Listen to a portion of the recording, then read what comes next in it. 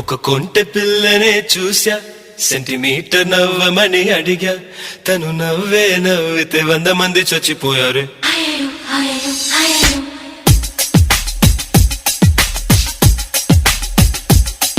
ఒక కొంటె పిల్లనే చూసా, సెంటీమీటర్ నవ్వమని అడిగా, తను నవ్వే నవ్వితే 100 మంది చచ్చిపోయారు. బాబు బాబు బాబు బాబు. ఒక కుర్రవాడినే చూసా, నా వంక చూడమని అడిగా, తను చూసే చూపుకి పచ్చిగడ్డి బగ్గుమన్నదే.